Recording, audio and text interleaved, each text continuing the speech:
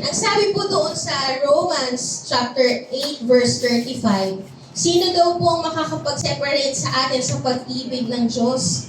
At sino daw po yung against sa atin? Kung titignan po natin dito, laging may sinasabi si Paul, who is against us? Who is the one who can accuse us? Who is the one who can condemn us? Who is the one who can separate us? Ano ba yung tinutukoy na ho dito? Right? And then, yun po yung sinabi sa verse 35, na ang sabi po dito, may tribulation, distress, okay?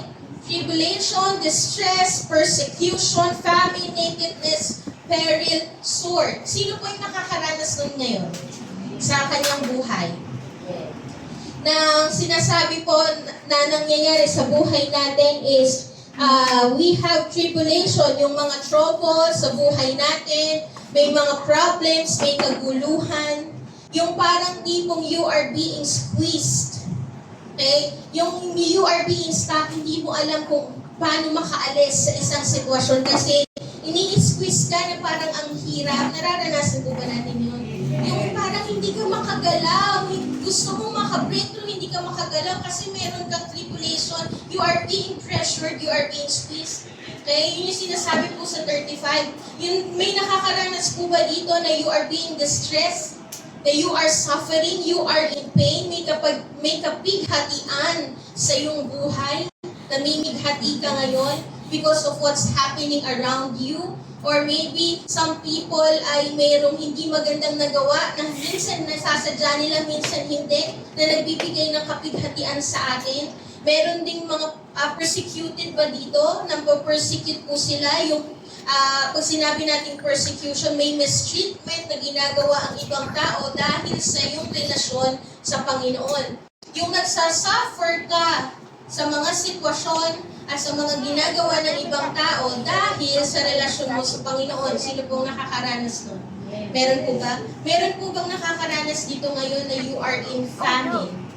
Merong pagkagutom sa buhay mo. May lack of resources, parang salat ka. Nasasalat ang iyong buhay, lack of necessary resources. Nakedness, paghihirap, kasalatan. Okay? Meron po bang danger dito na nakakaranas ng danger? Or sabi doon, sword. Yung sinasabi kong sword dito is yung nasa bingit ka ng kamatayan. Maybe you are in sickness and that sickness lead you doon sa pagkabingit ng kamatayan. Sino po ang nakakaranas ng mga ganong bagay? You are in depression, you are anxiety, you are full of worries. Ang daming kabi-kabi lang mga pagsubok na pinagdadaanan, kabi-kabi lang mga suffering and sorrow na pinagdadaanan ka. Meron po ba?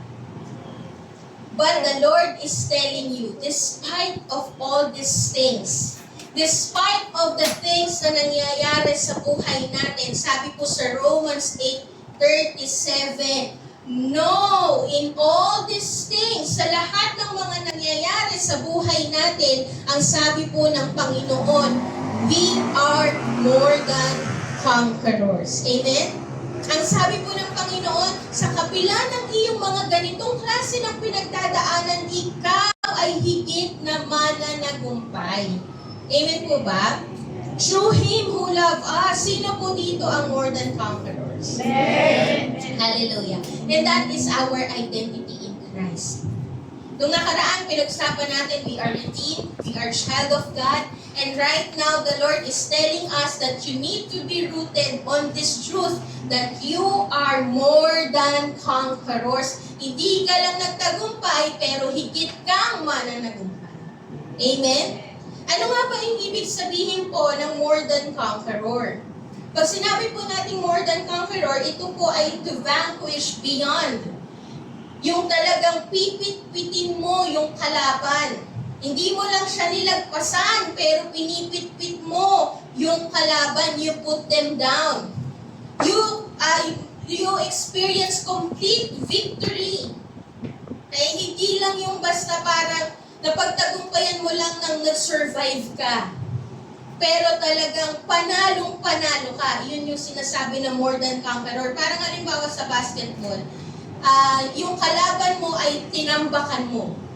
Ganon po yung more than conqueror. Hindi ka nanalo dahil parang ang lamang mo lang ay isang point lang, nahirapan kang lumaban.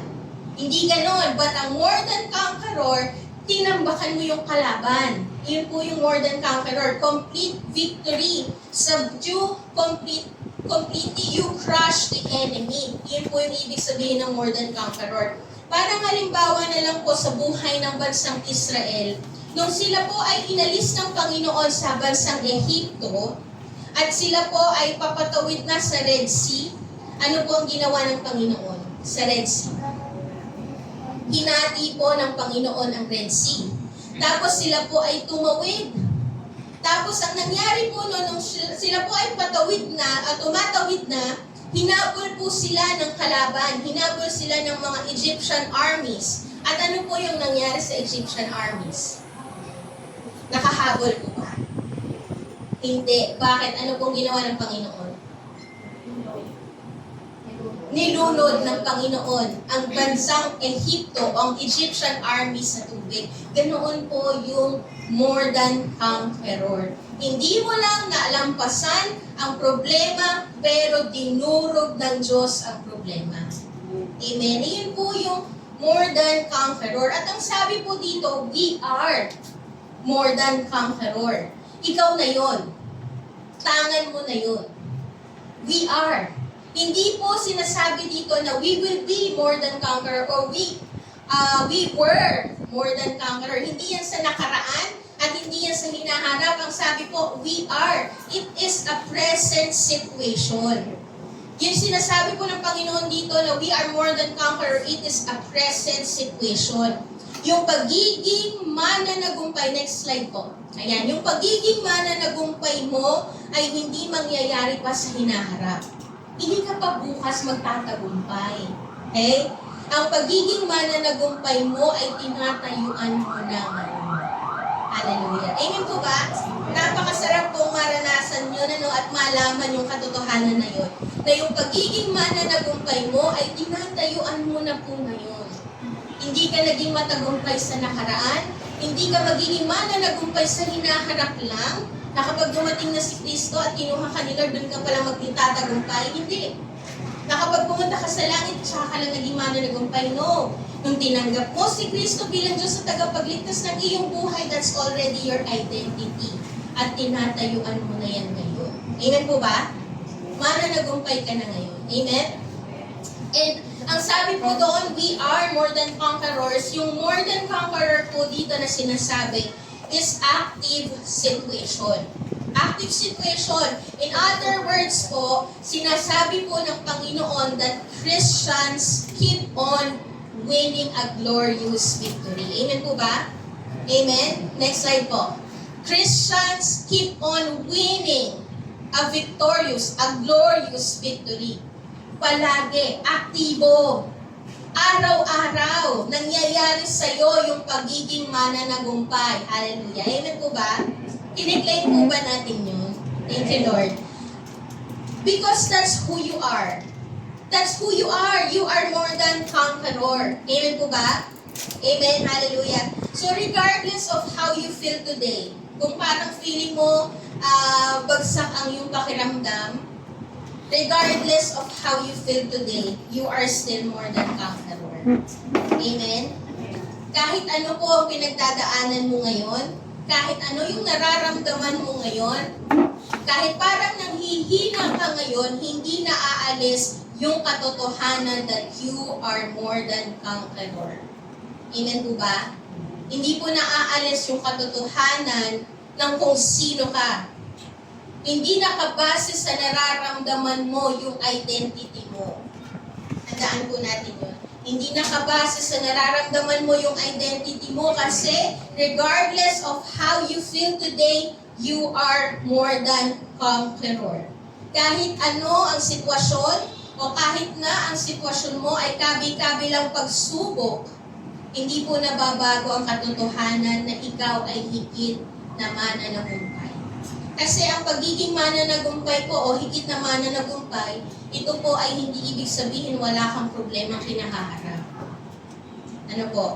Being more than conqueror is not about having no problem. Being more than conqueror is not about avoiding or running.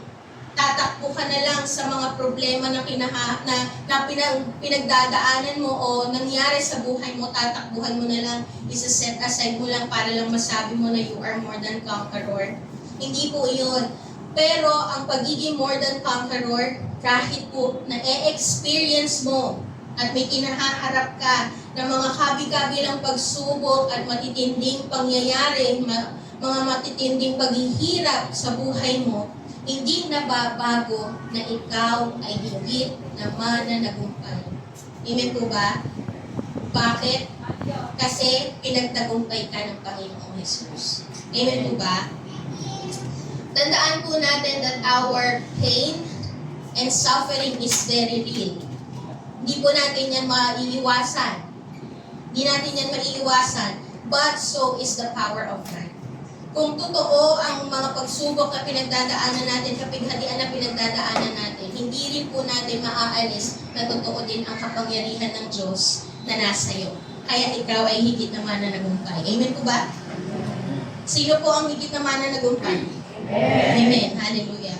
So trouble will come. It is unavoidable. It is inevitable. Hindi po natin maiiwasan na may trouble. Pero kapag dumating yung trouble, hindi ibig sabihin hindi ka na magtatagumpay o hindi ka na mananagumpay. You need to remind yourself that you are born to conquer because that's who you are. Amen po? That's your identity. Amen po ba? Amen? Minsan po nung nakaraan ko naisip ko pinag-pray ko po sa Panginoon, sabi ko, Lord, how can I teach this message more than conqueror? I really feel weak right now. Ayan po yung mga nakaraan na panalangin ko. So, sabi ko sa Panginoon, am I worthy to preach this? At talaga bang inilagay mo ako na mag-preach ng being more than conqueror? I feel weak. I really feel weak. Parang feeling ko hindi ako karapat-dapat mag-message nito more than conqueror. Pero habang pinag-aaralan po natin yung may binibigay po na mensahe ang Panginoon patungkol dito sa more than conqueror. Yung pagiging more than conqueror mo po ay hindi nakabase sa kung ano yung nararamdaman mo ngayon. Yung pagiging more than conqueror mo po ay hindi nakabase sa kung ano ang pinagdadaanan mo ngayon. Hindi yan nakabase doon.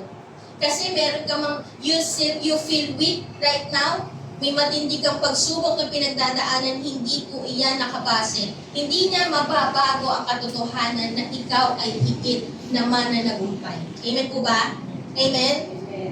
Hindi yun mababasag, hindi magbabago yun. Kasi identity mo na yun eh. Ikaw na yun, tinatayuan mo na yun. Nung nakipag-isa ka kay Kristo, tinayuan mo na yun. Amen po ba? So you are more than conqueror. Sino ang more than conqueror po dito? Yes. Amen. Hallelujah. And pag sinabi po natin more than conqueror, ito po ay galing sa Greek word na hupernikao. Pagkasabi po, hupernikao.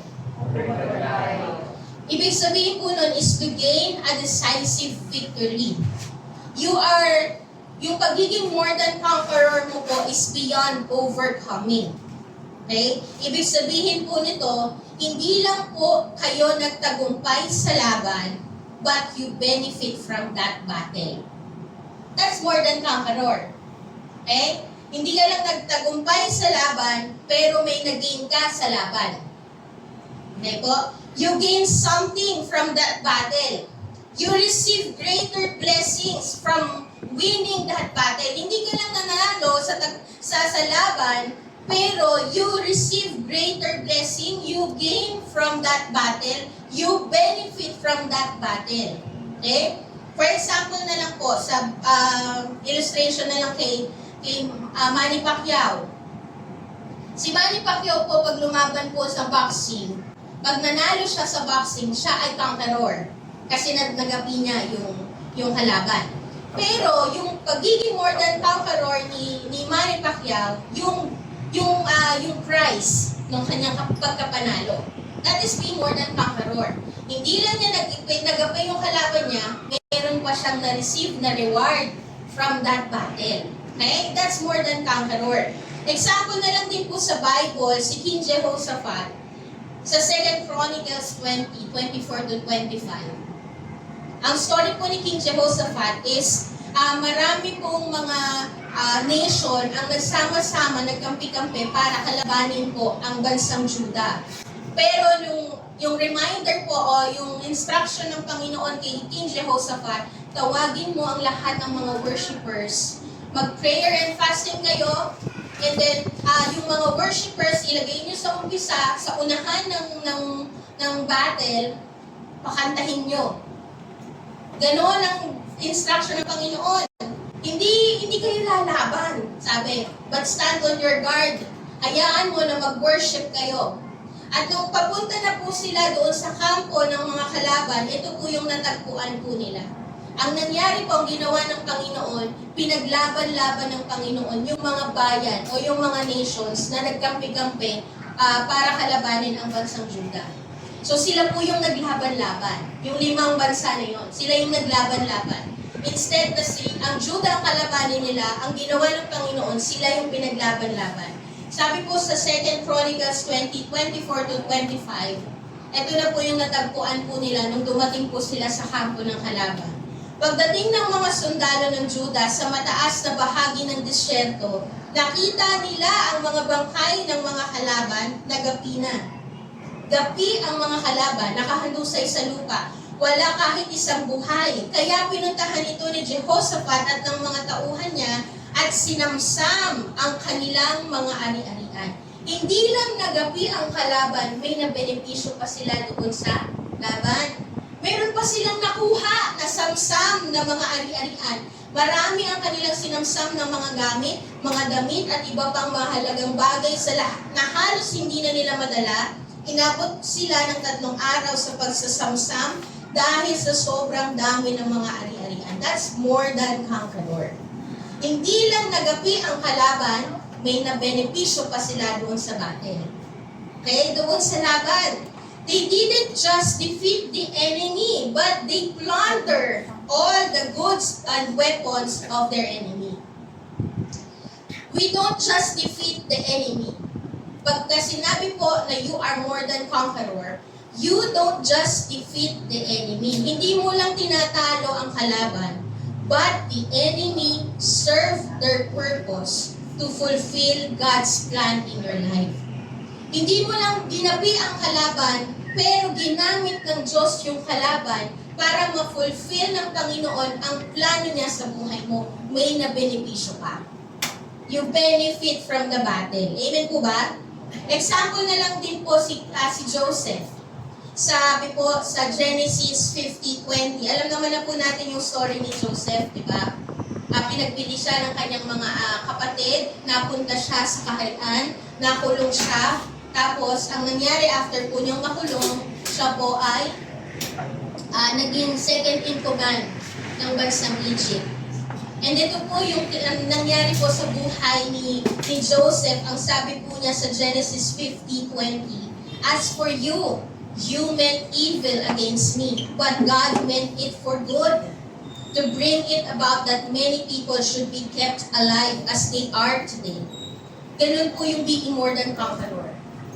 Being more than conqueror is God can turn everything into good. God can turn everything into your benefit. Yun po.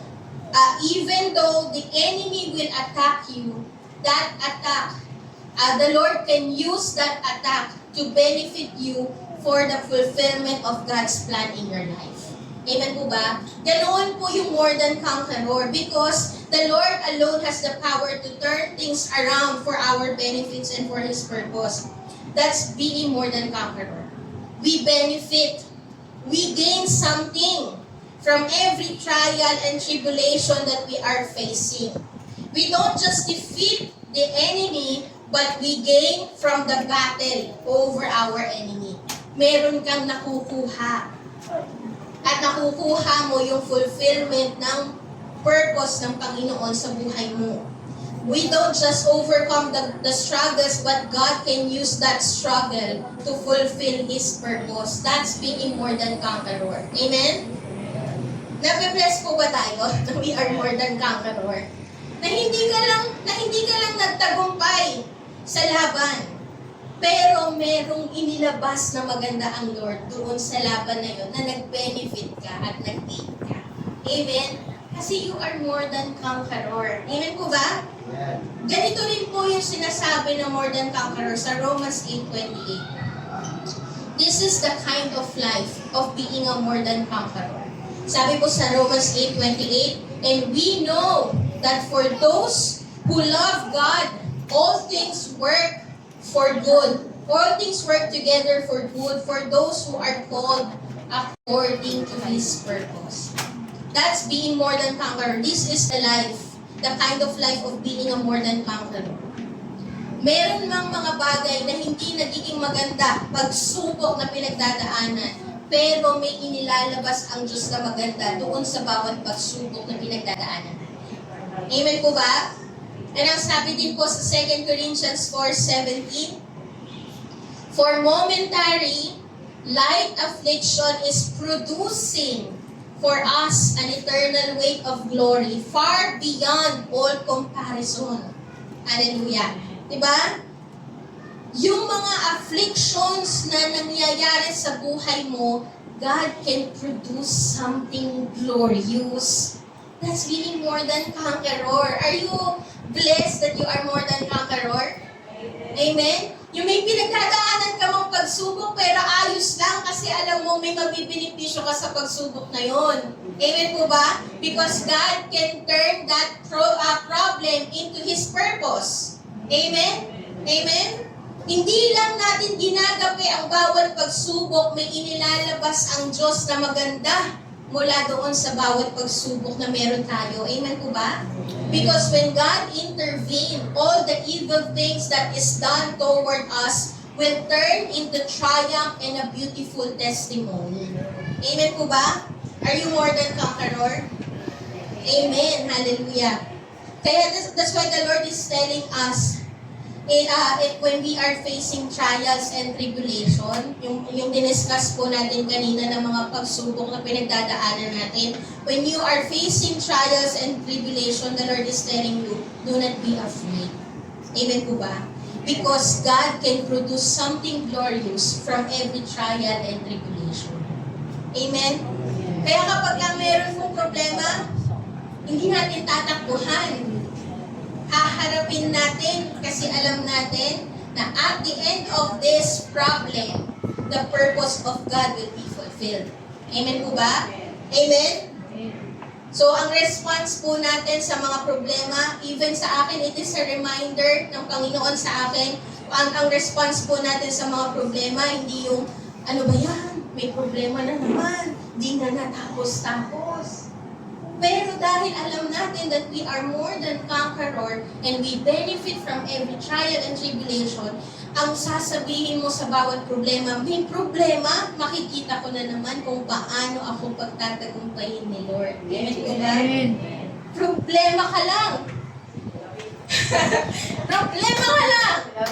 Si Lori ako, anak ako ng Diyos.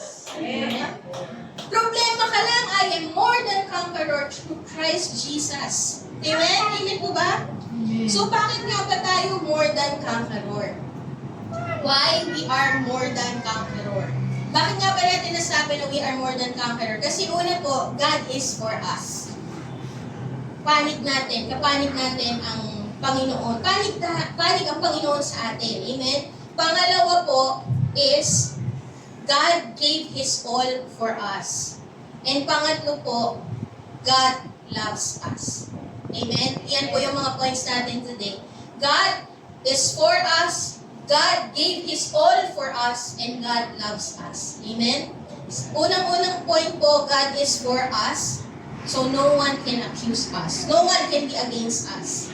If God is for us, no one can be against us. Yun po yung katotohanan na sinabi ng Panginoon sa Romans 8:31. Sabi po dito, what then shall we say to these things? If God is for us, who can be against us? So kung titignan po natin dito, in-address na naman, sino ba tong who? Tao ba to? Bagay ba to? Hayop ba to? Hindi. Ang sinasabi po dito, makikita ulit natin yon sa 35. Kung titignan po natin sa Romans 8:35, yung mga nangyayari sa buhay ng mga mananampalataya po, Paul addressed it as who?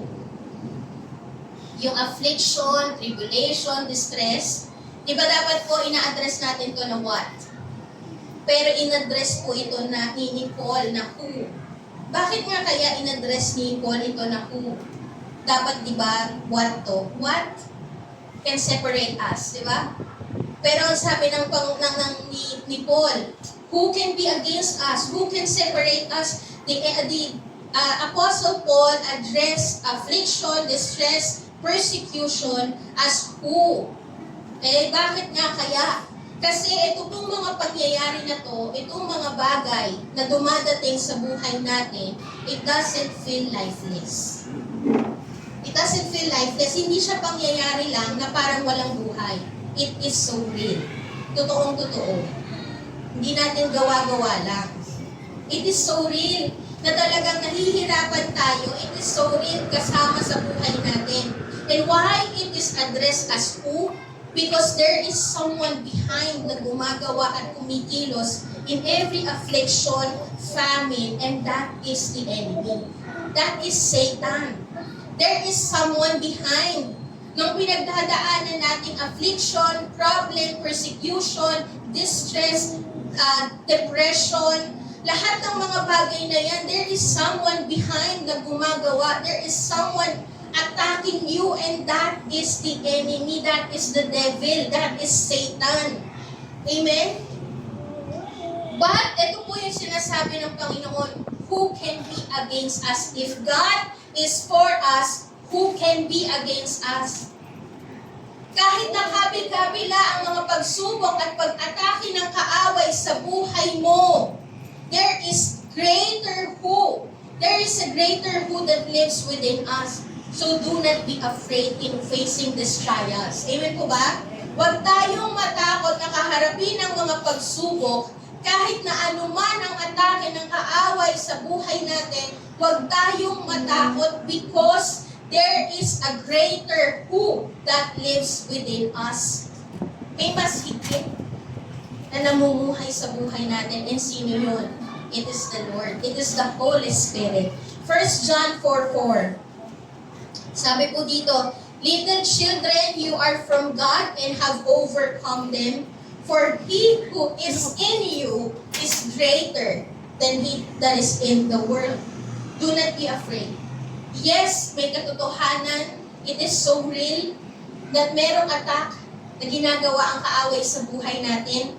But this is also the truth na pwede nating panghawakan. There is a greater who that lives within us. He who is in you is greater than he who is in the world. Amen po ba? So no matter what the enemy throws at you, ano man ang atake ng kaaway, do not be afraid. Because there is a greater one that can conquer and defeat every attack of the enemy. Amen po ba? More than conqueror tayo. Amen? Amen? Amen? Amen? Happy? Blessed? Mananagumpay? Amen! Gusto ko mong marinig yung sigaw ng mananagumpay.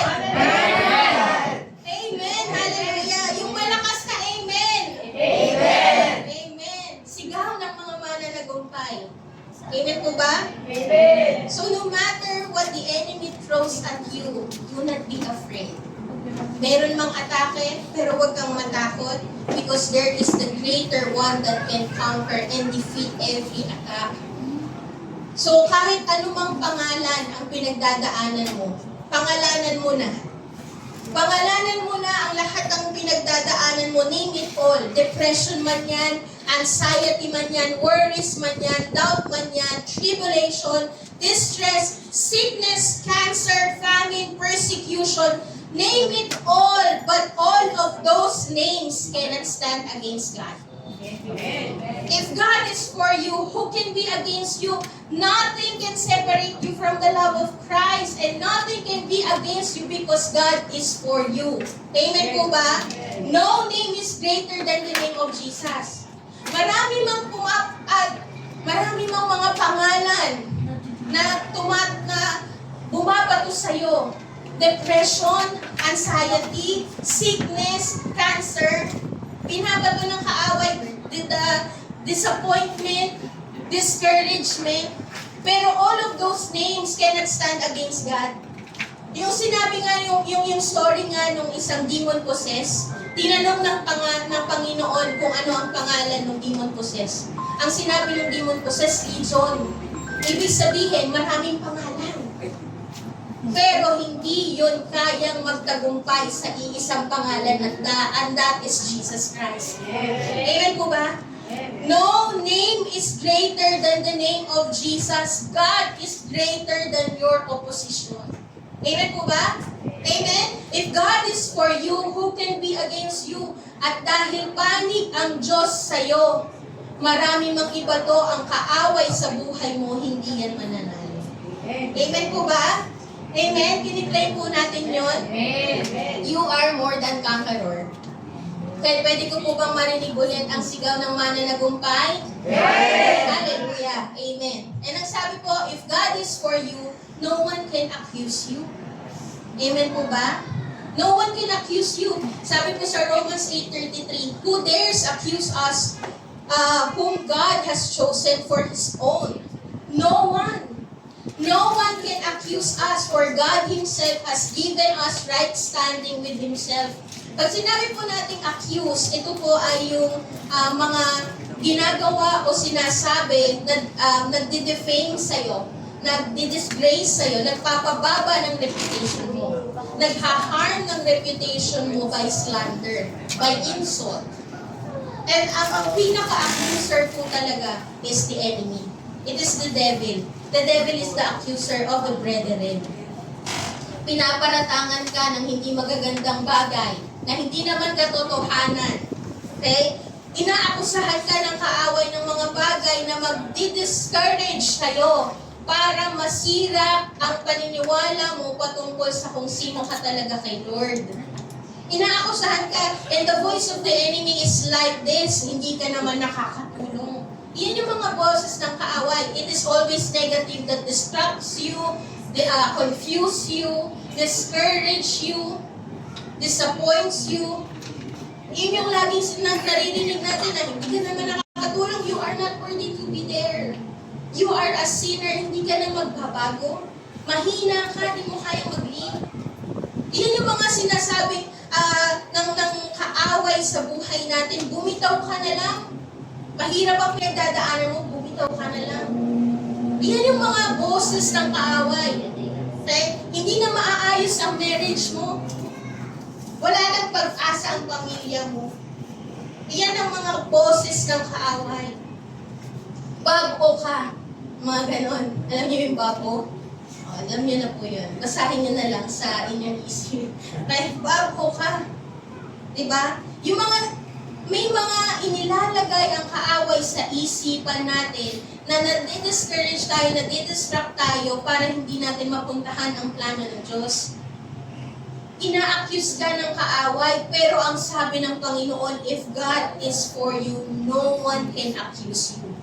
Kahit anong bato ng kaaway ng mga paratang sa kung sino ka, paratang niya ng mga insult ng mga paratang, pero ang katotohanan, you are more than conqueror. You are a child of God.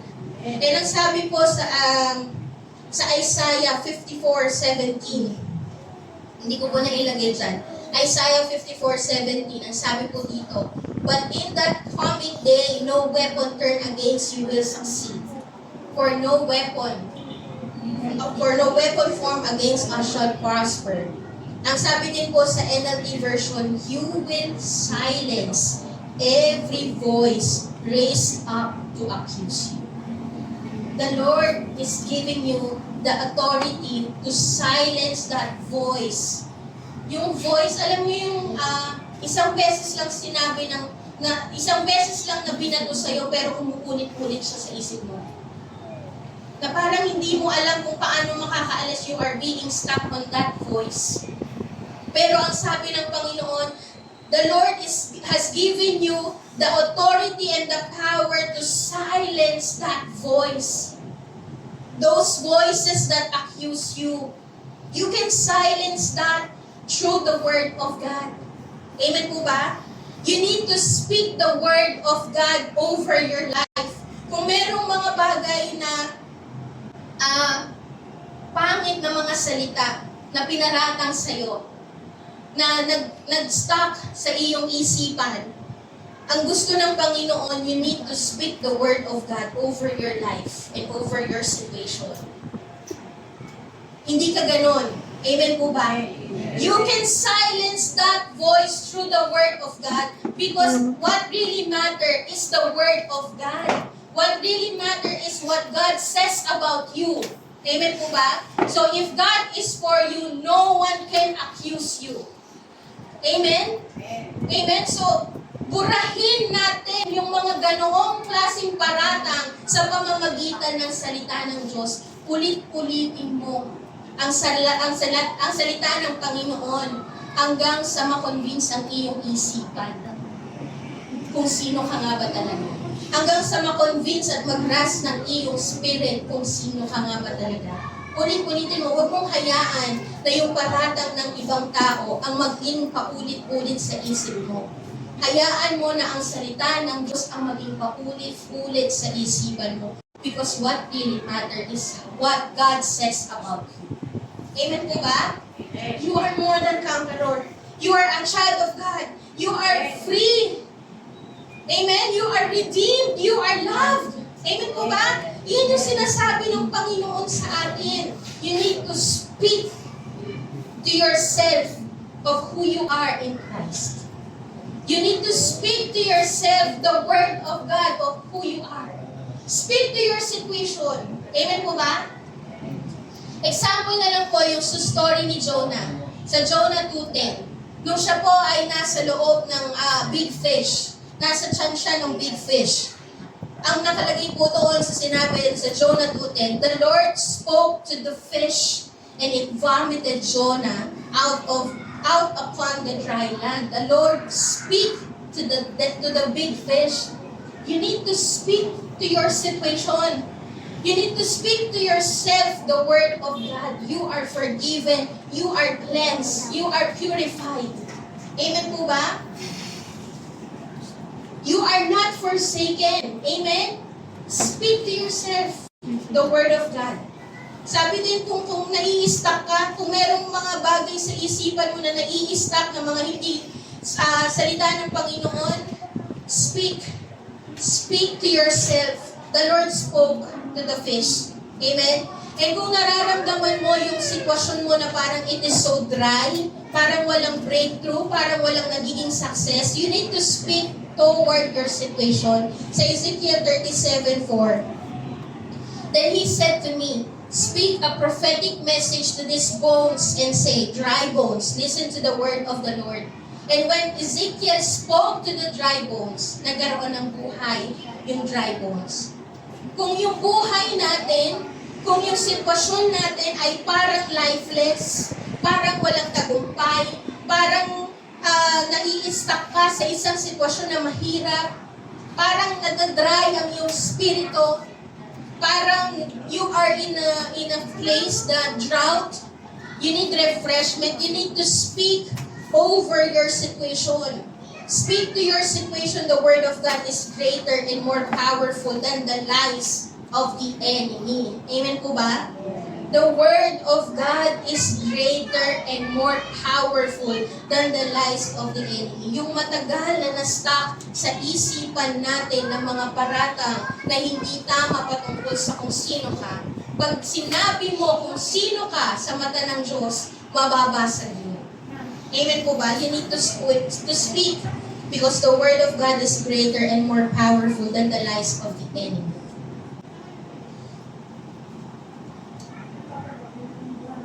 And sa buhay po natin, kapag may mga ginagamit ang kaaway na mga tao na nagkakalat ng mga paratang sa atin, whether it is in your workplace, whether it is sa kung saan man tayo pumupunta, kung saan man tayo sa school natin, sa workplace natin, mayroong mga paratang sa iyo na hindi totoo. You don't need to defend yourself. Why? Because it is God who is your great defender. Si Lord ang magtatanggol sa iyo. Amen po ba? So kung halimbawa sa trabaho natin, may naririnig tayong mga paratang na hindi naman talaga totoo, hindi mo kailangang i-explain ang sarili. You don't need to defend yourself because God will defend you. Amen po ba? God is our great defender. Si Lord ang magtatanggol sa atin. At sinabi po ng Panginoon sa atin sa 1 Peter 2:12 kung paano tayo magre-respond sa ganung bagay. Sabi po dito, sa lahat ng oras, ipakita nyo sa mga taong hindi kumikilala sa Diyos ang matuwid niyong pamumuhay, kahit pinararatangan nila kayo ngayon ng masama, sa bandang huli ay makikita nila ang mga kabutihang ginagawa nyo at luluwalhatiin nila ang Diyos sa araw ng pagdating. You don't need to defend yourself, you don't need to explain yourself, just do what is good. Just represent Jesus. Amen po ba? Kasi darating ang panahon, makikita nila yung kabutihang ginawa mo sa kanila at papapurihan nila ang Panginoon. Amen po ba? If God is for you, no one can accuse you. Because you are carrying the image of God and not the accusation of the enemy. Hindi ikaw yung sinasabi ng kaawat. Ikaw ang sinasabi ng Diyos. Amen? The blood of Jesus is more than enough to take away the accusations and condemnation of the enemy. Pangalawa po, God gave His all. God gave His all. Sa Romans 8:32, ang sabi po doon, He who did not spare His own Son, but gave Him up for us all, how will He not also with Him graciously give us all things? Kaya ka man na nagumpay kasi lahat ng kailangan mo ay binigay na ng Panginoon.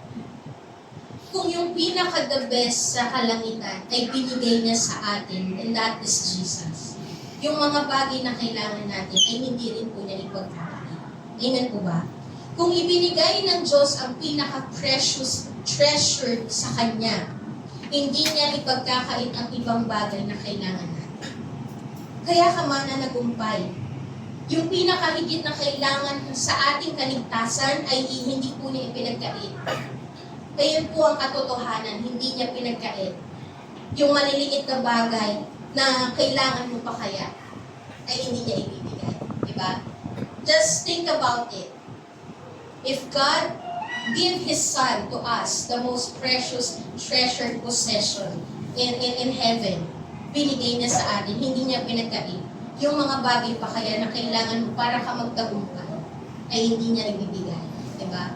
Kagaya na lang po ng pagbili natin sa grocery or pagbili natin sa mga ng gamit. Diba? For example, bumili ka ng diamond. Pagka bumili ka ng diamond, sa tingin mo ba, kailangan mong magmakaawa na bigyan ka ng box para dun sa diamond? Sa tingin niyo? Hindi, no? Kasi pag bumili ka ng diamond, automatic may box yun. Tama? Pagka bumili ka ng car, for example, bumili ka ng car, or nanalo ka ng car, kailangan mo bang magmakaawa doon sa seller o doon sa nagbigay ng car na, please, ibigay mo naman sa akin yung susi para magamit ko yung kotse. Di ba? Hindi! Nung binigyan ka ng kotse, kasama nun gulong, kasama nun susi. Hindi ba pwedeng binigyan ka ng body ng car o ng yung body lang ang binigay sa'yo, tapos walang gulong? Hindi pwede yun. Lahat nandun na. Tama po ba? Tama? So kaya ka nagiging mananagumpay because when God the Father gave us His Son, listen to this, when God the Father gave us His Son, everything that you need is already given. Amen? Lahat ng kailangan mo ay nandoon na. Kaya ka mananagumpay. Amen po ba? He will not withhold the strength that we need to overcome trials. Kung ibinigay niya sa atin ang kanyang anak para sa ating kaligtasan, hindi rin po niya ipagkakait ang kalakasan na kailangan natin para magtagumpay tayo. Amen po ba? He will not also withhold the answers to our prayers that is aligned to His will. Hindi rin po niya i-withhold yung kapangyarihan na kailangan natin to overcome temptation. He will not withhold the fruits and the results of our faithfulness. Binigay na nga niya ang kanyang bugtong na anak. At sa pagbigay niya ng kanyang bugtong na anak, lahat ng kailangan mo ay nandoon na. Amen po ba? More than conqueror. Lalabas tayo dito na mananagumpay. Amen po ba? Amen. Napalakas at nakumbinse ng kung sino ka talaga sa mata ni Kristo. Amen po ba? You are more than conqueror. Sa panghuli po, God loves us. Sa Romans 8:35, who shall separate us from the love of Christ? Shall tribulation, or distress, or persecution, or famine, or nakedness, or danger, or sword? Ang sabi po dito, who shall separate us from the love of God? At ang sagot po, no one. No one can separate us. Walang kahit na sino man ang makapaglalayo sa atin sa pag-ibig ni Lord. Kung meron mang mga bagay na nangyayari sa buhay natin, if there is opposition sa ating buhay, yung opposition na yun like persecution, famine, sword, or whatever, anuman ang pinagdadaanan mo, yung mga bagay na yun may affect your life. Yes. Mahihirapan ka, mapipighati ka, mahihirapan ang puso mo, oo. That is the truth. That is the truth. But this is also the truth that God is giving us. Those opposition, those persecution and problems cannot change God's love for you. Amen po ba? Maaapektuhan ka man sa mga problema na pinagdadaanan mo, pero hindi nababago ng problema mo ang pag-ibig ni Kristo. Amen po ba? They cannot change your identity of who you are as more than conqueror. May pinagdadaanan ka mang mabigat, maaapektuhan ka. Oo. You will feel weak. Mararamdaman mo na parang weak ka. Pero hindi maaalis yung katotohanan na you are more than conqueror and you are loved. God loves you. Kahit may pinagdadaanan kang mahirap na sitwasyon, hindi nababago ang identity mo. Because your life is not defined by your situation. Amen po ba? Ang identity mo is not defined on your situation. Your life is not defined on your situation, but your life is defined by who you are in Christ. You are a child of God. You are more than conqueror. Pwede ko po bang tawagin yung worship? Hindi po natin maiiwasan ang mga problema na kinahaharap po natin. Hindi po natin maiiwasan na minsan parang maaapektuhan tayo sa mga problema. Na parang minsan, parang feeling mo mahina ka sa mga pinagdadaanan mo. But remember, your emotion doesn't define you. Your situation doesn't define who you are. Because when you receive Jesus Christ as your personal Lord and Savior, tinayuan mo na yung katotohanan na you are more than conqueror. Amen po ba? At tandaan po natin na yung sitwasyon natin na mahirap ay hindi po sukatan ng pag-ibig ng Diyos. Dahil minsan kasi nagkakaroon tayo ng pag-iisip na, Lord, ang hirap ng pinagdadaanan ko, mahal mo kaya? Mahal mo ba talaga? Pinarurusahan mo ba? Minsan ganun eh. Pero ito po yung sinasabi ng Panginoon. If you are in Christ, kung ikaw ay nakiisa na kay Kristo, walang kahit na sino man ang makapaglalayo sa iyo sa pag-ibig niya. Amen po ba? May pinagdadaanan ka man, pero hindi ka mahihiwalay sa pag-ibig ng Diyos. You need to be convinced on this truth. You need to be convinced. Kasi nga may accuser. Merong enemy, the great accuser. na talagang may binabato sa buhay mo. Pero remind yourself of this truth. Mahal ka pa din ng Diyos kahit may pinagdadaanan. Remind yourself of this truth. Mahal ka pa din ng Diyos kahit nasasalat ka. Remind yourself of this truth na mahal ka pa din ng Diyos kahit nanghihina ang katawan mo. Mahal ka pa din ng Panginoon kahit nakakaranas ka ng masasakit na salita. Mahal ka pa din ng Diyos kahit parang your marriage is falling apart. Mahal ka ng Diyos. Mahal ka ng Diyos kahit minsan ikaw ay bumagsak. Mahal ka pa rin ng Diyos. At ang nais ng Panginoon, hayaan mo na ang pag-ibig niya ang magbalik sa iyo sa kalooban mo. Yung pag-ibig niya ang magdala sa iyo into repentance. Mahal ka ng Diyos. And be reminded of this truth that will uplift our spirit. Maraming mang aalisin ang trouble sa buhay natin. Maraming mang yayanikin ang trouble sa buhay natin. Maybe troubles can take away your prosperity. Maybe troubles will take away your health. Maybe troubles will take away your strength. But this is the truth. The enemy cannot touch your life. The enemy cannot harm you. This is the truth that we need to grasp in our spirit. Marami mang gagawin ang kaaway na atake sa buhay natin na makakaapekto sa ating buhay. Pero hindi niya po kayang sirain ang katotohanan na pinatawad ka na ng Diyos. Yung katotohanan na pinalaya ka na ng Diyos. Hindi mo kayang nakawi ng kaaway ang katotohanan na ang kagalakan ng Diyos ay nasa iyo. Hindi kayang alisin at sirain ng kaaway ang katotohanan na mahal ka ng Diyos at walang kahit na anuman ang makapaghihiwalay sa atin sa pag-ibig ni Cristo. Amen po ba? Are we more than conquerors? We are more than conquerors. And ang sabi po sa Romans 8:37, no, in all these things, we are more than conquerors through, kanino? Through Him. It is not on our own strength. Naging matagumpay ka dahil kay Kristo. Our victory rests in Christ alone. Alam niyo po ba yung ganda that our victory rests in Christ alone? Ibig sabihin po nun, lagi kang mananagumpay. Kasi kung sa sarili mo ikaw aasa, minsan mag-fail ka o madalas mag-fail ka. Pero dahil si Lord na ang nagtagumpay, we can stand in Christ's victory.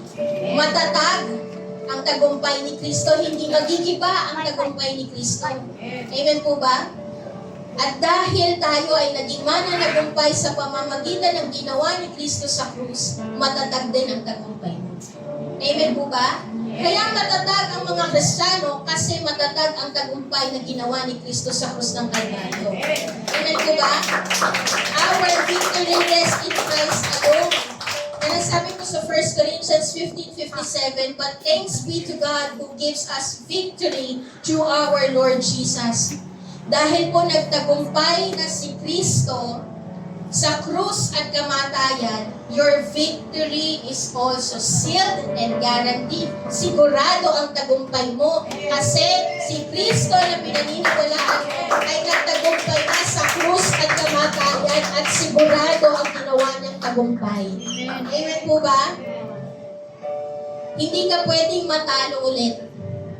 At hindi ka pwedeng matalo kasi ang gumawa ng victory sa buhay mo ay ang Panginoong Jesus. Amen po ba? Amen. And you know what? The victory of Jesus on the cross is an overwhelming triumph. Ibig sabihin po nun, walang kahit na sino man ang pwedeng makahigit o makagapi sa ginawa ng Panginoong Jesus sa krus ng Kalbaryo. Walang kahit na sino man ang pwedeng makahigit at makagapi sa tagumpay na ginawa ni Jesus. Kaya kahit na anong attack ang gawin ng kaaway sa iyo, the enemy cannot steal that victory away from you. Amen po ba? Dahil again, yung sinabi ko po sa inyo kanina, nung nakipag-isa ka kay Kristo, tinatayuan mo na yung tagumpay na ginawa ni Lord sa krus ng Calvary.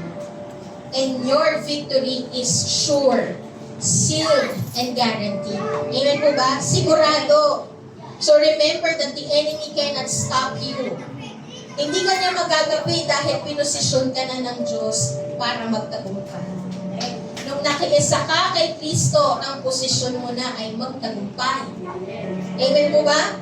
Because that's who you are in Christ Jesus who loves you. You are more than conqueror. Sino po dito ang more than conqueror?